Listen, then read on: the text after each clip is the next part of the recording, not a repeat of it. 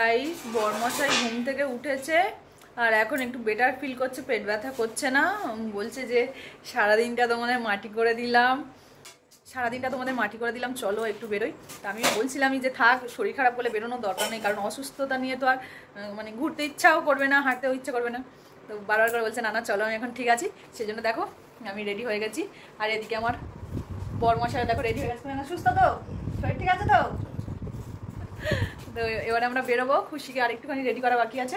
আর খুশি তো যাওয়ার জন্য একদম বারবার বলে যাচ্ছে, দেখতে পাচ্ছ খুশি, এই যে দেখতে পাচ্ছ খুশি একদম রেডি হয়ে গেছে। তো এবার আমরা বেরোবো, তোমাদের অবশ্যই আজকের সন্ধ্যের নদীর ধারে যে মার্কেটটা আছে দেখাবো, দেখতে থাকো।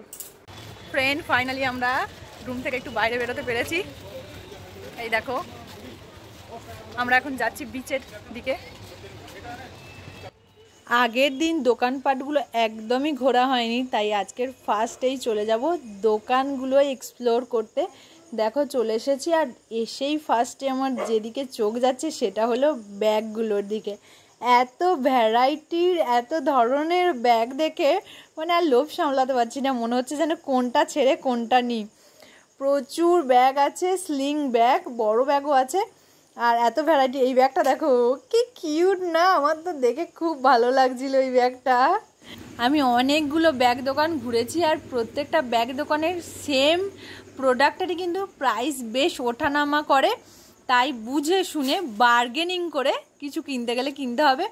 তো একটু ভিতরের দিকে গেলে দামগুলো, ব্যাগের প্রাইসটা একটু কম আছে। তো আমি এই 4-5টা ব্যাগ দোকান ঘুরে তারপরে বেশ কয়েকটা ব্যাগ নিয়েছি। কি কি কিনেছি অবশ্যই তোমাদের দেখাবো। এখানে দেখো শুধু খেলনার দোকান, এখানে হাতের কাজের অনেক জিনিসপত্র আছে, বাচ্চাদের খেলনা, শাঁখা, প্রচুর প্রচুর ভ্যারাইটির আর প্রচুর দোকান আছে।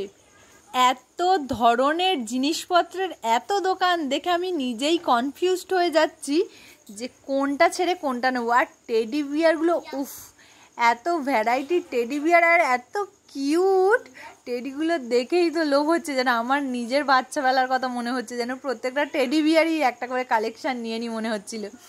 আর খুশি এইটা দেখে খুবই পছন্দ হয়েছে, খুশি বায়না করছিল যে এটাই নেব, ওই জন্য খুশির একটা লাইট জ্বালা বল কিনে দিয়েছি।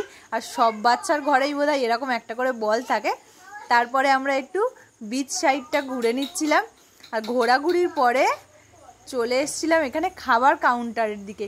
এখানে দেখো প্রচুর ধরনের খাবার জিনিসপত্রের দোকান বসানো আছে। আর এখানে তোমাদের একটা স্পেশাল জিনিসের সঙ্গে মিট করাই, মানে আমি নিজে পার্সোনালি আগে কখনো এইটা দেখিনি। এইটা হলো ক্ষীরপাক মালাই, টেস্ট করে দেখি। মোটামুটি ভালোই খেতে, দাম 20 টাকা। এই দেখো এইভাবে ঘুরিয়ে ঘুরিয়ে পাক দিয়ে এই মালাইটা তৈরি করা হয়। ও মাই গড, খুশি যে কি খুশি হয়েছে আর কি বলবো। কালকে থেকে বায়না করে যাচ্ছিল ওটা চড়বো বলে, আজকে ফাইনালি উঠেছে আর আমাকে ছোটাচ্ছে কন্টিনিউ। দেখাচ্ছি তোমাদের, ওয়েট করো। প্রত্যেক বাচ্চার জন্য একটা একটা লোভনীয় কার, মানে দেখলেই বাচ্চারা বায়না করবেই করবে, মানে এমন একটা কার এটা। এত সুন্দর করে লাইটিং দিয়ে সাজিয়ে রেখেছে, খুশিও বায়না করছিল, তুলে দিয়েছি। 5 রাউন্ড ঘোরাবে বেশ অনেকটা জায়গা জুড়েই, আর এর প্রাইস 100 টাকা। 100 টাকায় ওরা 5 বার ঘোরাবে।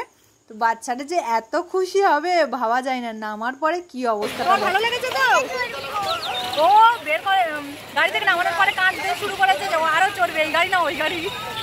ওর ভালো লেগেছে, এত ভালো লেগেছে তো, চল চালিয়েছো।